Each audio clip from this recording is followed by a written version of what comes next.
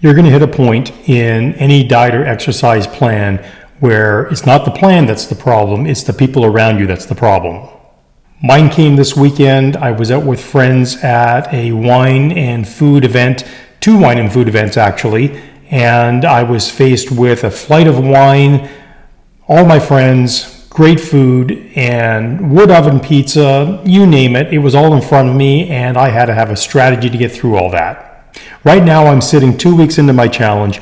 I've lost 10 pounds. And I can tell you that I know what that is, and I'm going to explain to you what that is, and I'm going to explain to you what my expectations are moving forward. But when you're faced with the summertime, your friends, chips, a glass of wine, some nice food, you've got to be prepared. You've got to have a strategy. This is what I did.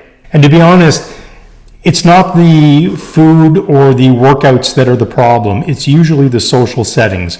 Last weekend, I was in Toronto for a 3-day work event, working long hours, and I simply couldn't do the fasting.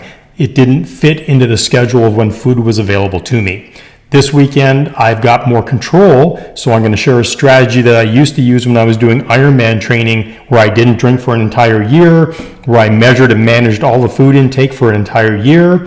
I had a strategy for that, and now I used a similar strategy in preparation for going out for a wine and food lunch event with my friends, followed by an afternoon of great music, great wine, and wood oven pizza. The best way I found to handle this situation really goes back to when I was Ironman training. When I was done eating, I used to be the first one to sort of take more food.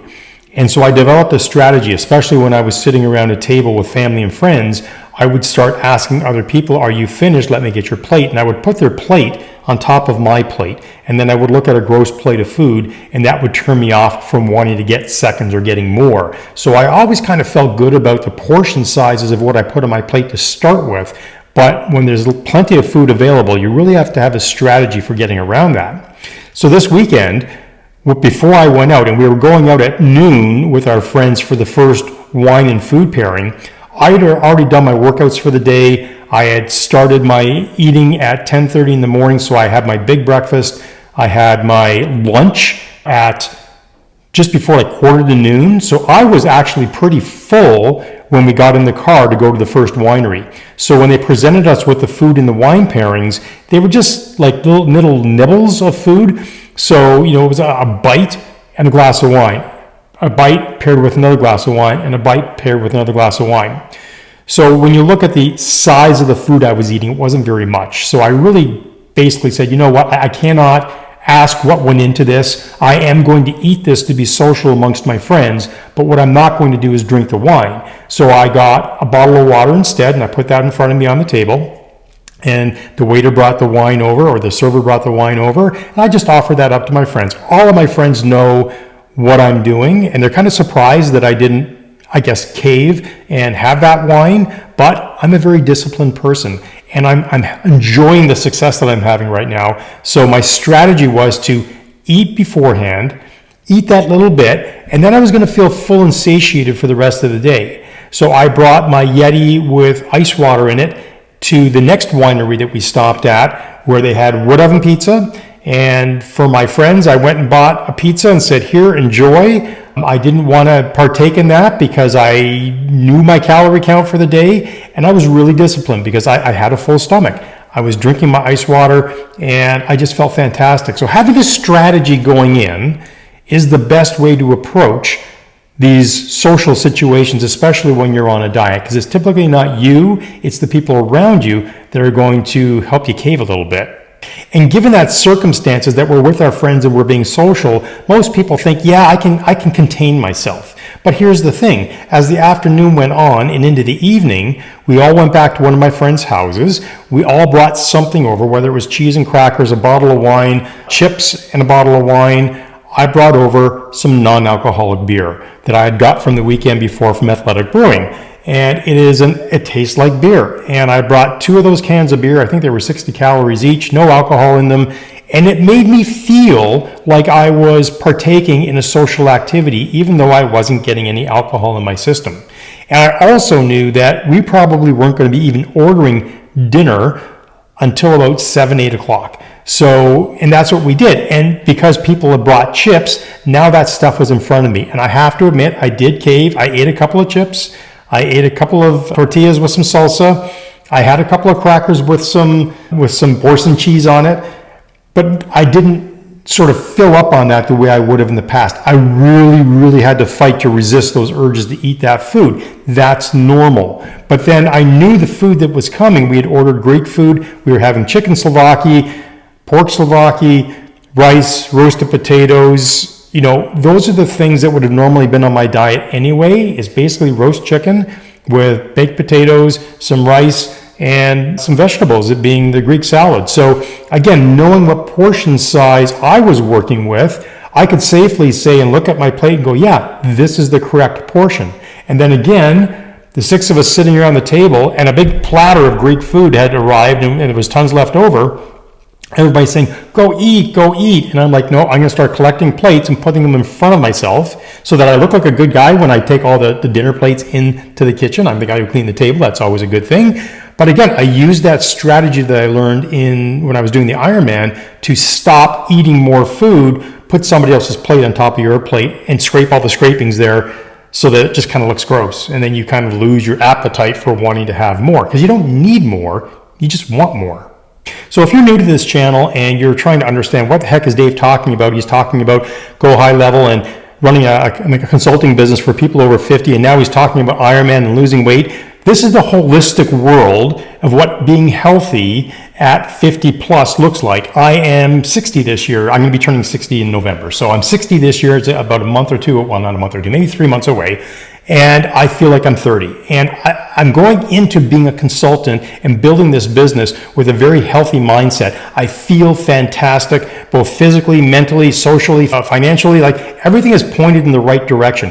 And that's the holistic part of all this. Yes, you can look at other channels that want you to subscribe to high level and they're going to promise you to make millions of dollars. I'm going to show you proof on how to get your first 3 customers and how to get cash flow coming in and how to build on that so that, you know, within maybe 6 months, you've got $5,000-$6,000. And then after a year, maybe $10,000 coming in monthly revenue. So, and then we're going to talk about more things after that. So if you want to be a part of that community, that's a real community, I'm just a year ahead of you. I can show you how to get started and get to where I am if you want to be a part of that community. And all you got to do is go down to the link below in the description, check out my high level link. And if you do that and then sign up immediately for your free trial, that will put you into my community. You'll be part of the group of people that I communicate with and connect with every week to have Zoom calls and just talk all about the challenges you're facing with becoming a consultant or running your own business or using high level. We're all going to learn together. We're all going to thrive together. So if that sounds good to you, go ahead and check that out. So in my personal experience right now, I have lost over the course of 2 weeks, 10 pounds and about 2 inches off my waist. The 2 inches off my waist makes me more excited about the 10 pounds. But let's be clear, I know, and probably you know this too, is the first 6 or 7 pounds is all water loss. So, you know, I've changed my diet. I'm eating fewer carbs that are absorbing the water. They're retaining water. So I'm not retaining as much water. So I get it. I'm going to be a little bit lighter on the scale. I'm very excited to see that I'm almost 180 pounds again. I haven't seen that in about a year or two. So that excites me. But I also know that it's because of the diet, and I know that by the math, I've probably lost over the last 2 weeks, maybe 3 pounds. And I can see that more when I measure my waist with the tape measure than what I really trust on the scale, because the scale, a lot of that is water loss. So I'm not sort of invested in that, and I know I'll probably plateau at some point because my body is really fighting with me now saying, you got to survive, buddy. I'm going to keep adding fat to your waistline. I'm going to adapt to the exercise you're doing. So for me, it's all about just making sure that I'm realistic and I'm managing my expectations as to what this program is doing for me. So if you're following along with this challenge and you find yourself in week 2 or week 3 or week 4 or whatever week you're in, and you're challenged by getting into social settings with your friends or with your coworkers, just try to have a plan. Have a plan to eat the right things before you go out. Have a plan to either have ice water or some non-alcoholic beverage. Know what the calorie count is. Know what your daily calorie counts are. And you're going to be in good shape. It's all about being prepared. The more prepared you are, the more facts you have, the better decisions you can make. Okay, so if we go to my actual daily log from last week, if you go to it, what I get excited about is my target deficit and my actual calorie deficit every day. And you can see here, I sort of started out being in a calorie deficit of 1,000 calories or 1,600 calories, then 400 calories. What this really represents is when you see that I have about 400 to 500 calories, these are days when I pretty much just walked, right? That's all I was doing that day. But listen, I'm an endurance athlete, and I like to do more than just one workout a day. So typically the second workout in a day that I'm going to do is either a bike ride or it's going to be a cross-training workout in my basement downstairs. I got lots of gym equipment. So I'll do a 20-minute rowing session, then I'll do 20 minutes on the elliptical, then I'll do 20 minutes on the bike, which represents another hour. And when I do that, and then maybe go for a walk in the evening again with my wife, when I do that, you can see that my actual calorie burns from exercise go up considerably, almost up to 2,000 calories. And when that happens, you can see my actual deficit every day isn't just 500 calories, it's getting over 1,000 calories. And you can see this kind of represented here in green. I think this is what this is. I mean, the AI built this tool out for me. So I think what it represents is when I'm in that 500 plus, I guess 500 to 1,000 calorie deficit, it's showing me blue. When I'm in the over 1,000 calorie deficit, it's showing me green. And I'm not sure why this one's white, if I'm being really honest.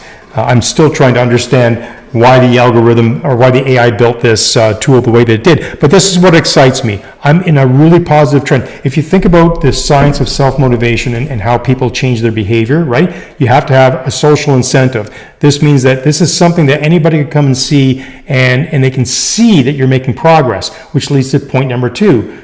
You need to have progress monitoring. And I can look at this and go, yeah, according to the math here, I'm actually, if I look at my actual deficit, I should be losing. These are all the calories in deficit I am. And if I go back to this, again, maybe 3,500 calories is a pound of fat. If I look at this, yeah, I should be down like at the end of 2 weeks around 2-3 pounds lost. And the math would support that. So that's why, even though it says minus 10 pounds on the scale, I know, again, a lot of that's water loss. So this is the actual math that I'm more concerned with and more excited about.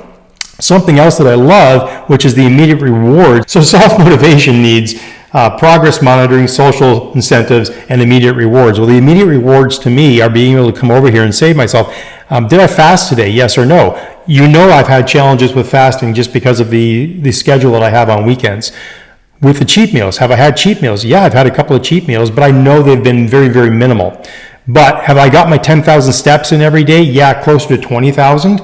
And meditation, yeah, no, I haven't done that, and I'm the first to say it.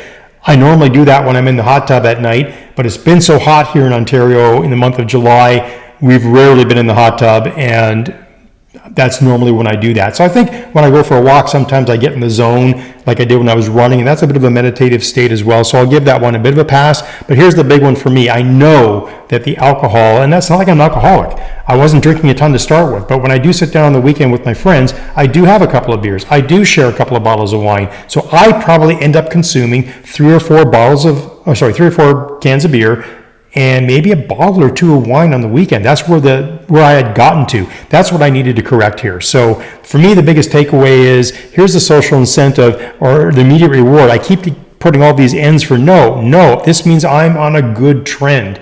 You know, I'm pointed in the right direction. So that was the recap for week 2. And in week 3, right here, you're going to see the next video. Let's see what happens next. What do you think, Ralph? Was that a good one? Oh, was it super boring? I don't know. I think it was a good video. What do you think? You don't look impressed.